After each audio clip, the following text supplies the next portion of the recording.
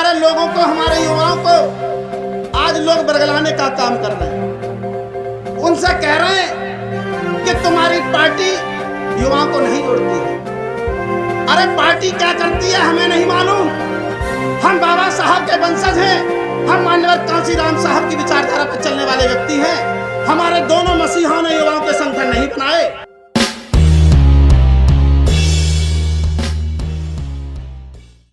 भीम जी के मिशन के साए में सच्ची आजादी पलती है और उस ओर जमाना चलता है जिस ओर जवानी चलती है। इसलिए ये मिशन का काम सबसे ज्यादा जिम्मेदारी आप लोगों की बनती है।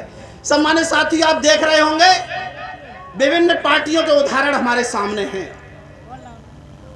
सब पार्टियों के अपने युवा विंग बने हुए हैं, लेकिन कभी आपने देखा बाबा साहब ने कभी युवाओं का कोई संगठन बनाया?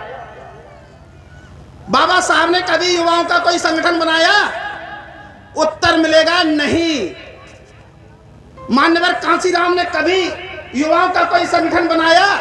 उत्तर मिलेगा नहीं। जब उन्होंने कोई संगठन नहीं बनाया तो कारण खड़ा होता है कि आखिरकार ऐसी क्या वजह थी। हमारे लोगों को, हमारे युवाओं को आज लोग बरगलाने का काम कर रहे हैं। उनसे कह रहे हैं कि तुम्हारी पार्टी युवाओं को नहीं जोड़ती है। अरे पार्टी क्या करती है हमें नहीं मालूम। हम बाबा साहब के वंशज हैं, हम मान्यवर कांशीराम साहब की विचारधारा पर चलने वाले व्यक्ति हैं। हमारे दोनों मसीहों ने युवाओं के संगठन नहीं बनाए, तो निश्चित बात है कि कोई ना कोई तो बात रही होगी। युवाओं के संगठन न बनाने के पीछे सम्मानित साथियों यही वजह है कि मिशन की सबसे बड़ी जिम्मेदारी तुम लोगों के कंधों पर है। क्योंकि यदि हम अपनी इस पीढ़ी को किसी संगठन के हवाले कर दें और वह संगठन जाके किसी घेराबंदी कर दे, किसी जगह चक्का जाम कर दे, हमारे युवाओं के ऊपर मुकदमे ठुकेंगे। हमारे युवा जिस उम्र पर उन्हें बनने की जरूरत होती है उस उम्र पर उनका जीवन बिगड़ जाएगा।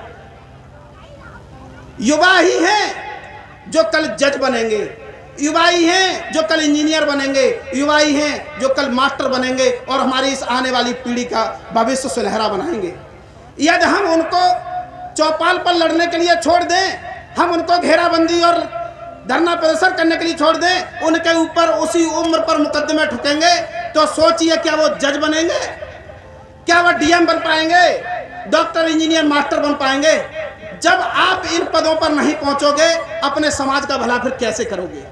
यही मेन कारण है कि हमारे मसीहाओं ने, हमारे महापुरुषों ने कभी युवाओं के संगठन नहीं बनाए।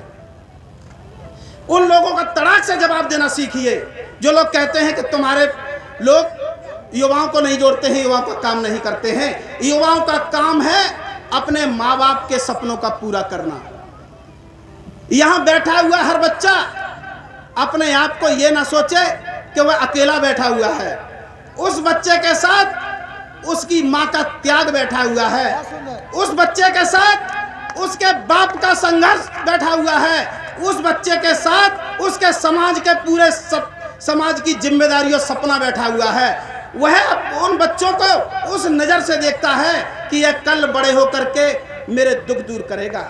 वो माँ देखती है कि यह कल बच्चा बड़ा होकर के मेरे तन पर एक साड़ी लेकर के आएगा, मेरे घर को सुनहरा बनाएगा। हमने जो त्याग किया है, हम जो बारिश में बैठे रहे, उस बारिश से बचाने के लिए छत तैयार करेगा।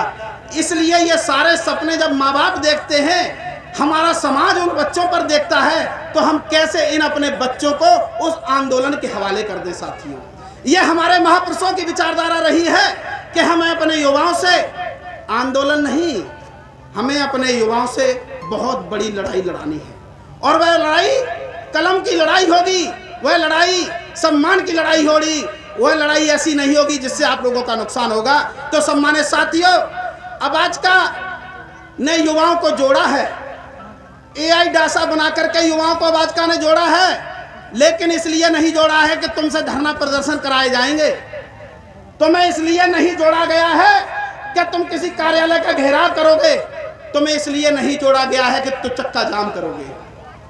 तुम्हें इसलिए जोड़ा है कि आपकी एजुकेशन में, आपके शिक्षा में, कहीं रुकावट आती है, ये संगठन आपके साथ हमेशा तत्पर खड़ा हुआ।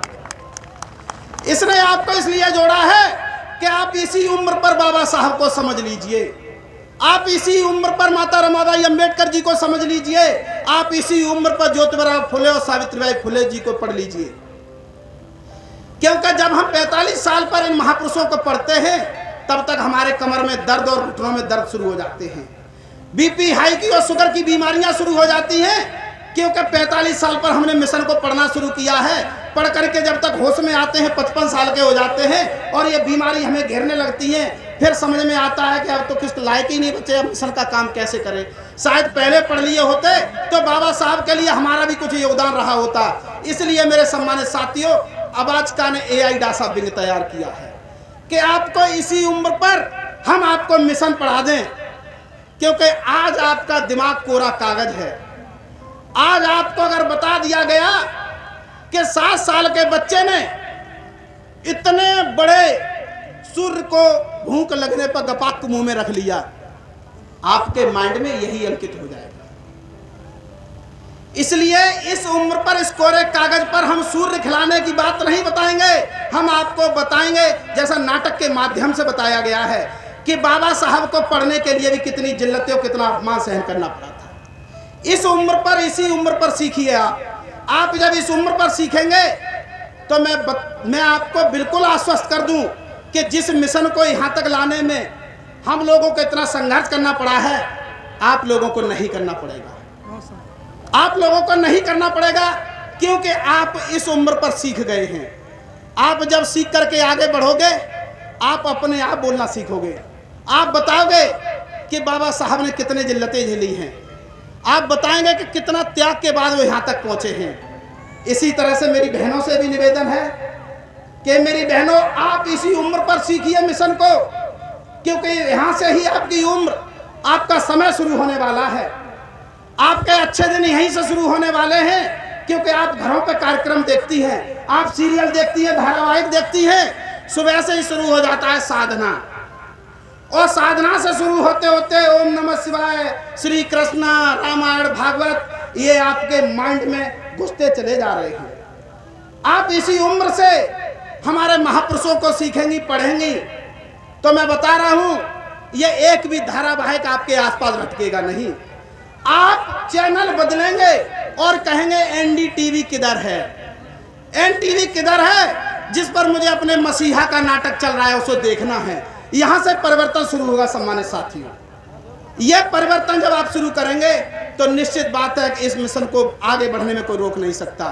इसी तरह से मिशन को आगे बढ़ाना है। उसके बाद बात आती है हमारा दूसरा संगठन BBS3 की। BBS3 में सम्मानित साथियों, मजदूर, व्यापारी, प्राइवेट काम करने वाला, खेती किसान करने वाला एवं अधिविक्ता और प्राइवेट नौकरी जितने करते, उन सब लोगों को जोड़ करके संगठन बनाया गया है, जिसे हम बोधि समाज कहते हैं, जिसका पूरा नाम बोधि समाज संघर्ष समिति रखा गया है। आप लोग कतई ये ना समझे सम्मानित साथियों कि आबाचका ने किसी भी व्यक्ति को छोड़ने का काम किया है। यह आबाचका संगठन बाबा साहब के हर उस अनुयायी को जोड़ करके काम कर रहा है जो कोई भी अपने आप को ये ना समझे कि हमें नहीं इन्होंने अपने लायक समझा। इसमें आबाचका कर्मचारी अधिकारियों का संगठन है, तो बचे हुए सारे लोगों को हमने BBS3 में शामिल करने का काम किया है। BBS3 के लोग कहते हैं कि कर्मचारी अधिकारियों को बाबा साहब ने अधिकार दिए हैं। हमें बाबा साहब ने क्या दिया जो कि हम बाबा साहब के मिशन को आगे बढ़ाएं। सम्मानित साथियों, अभी हमारी एक बेटी ने कहा कि श्रम मंत्री के पद पर रहते हुए बाबा साहब ने इन मजदूरों, इन किसानों और इन बेरोजगारों के लिए काम करने की समय बाध्यता तय करके दी थी। किसी दिन आप बंधुआ मजदूर हुआ करते थे, किसी दिन आपसे 14 घंटे की नौकरी कराई जाती थी, किसी दिन आपसे घटते घटते 12 घंटे हो गए। लेकिन सम्मानित साथियों, आप सोच सकते हैं कि आज आप 8 घंटे की जो ड्यूटी कर रहे हैं, इस 8 घंटे काम करने की समय बाध्यता किसने आपको दी है? इस 8 घंटे काम करने की बाध्यता बाबा साहब डॉक्टर भीमराव अंबेडकर जी ने आपको दी है। इसलिए आपको उनके मिशन में अपना योगदान देने की जरूरत है। साथियों, सब्सक्राइब करें आपके अपने चैनल समता आवाज टीवी को, बेल आइकन दबाना ना भूलें सबसे पहले हमारी वीडियो देखने के लिए।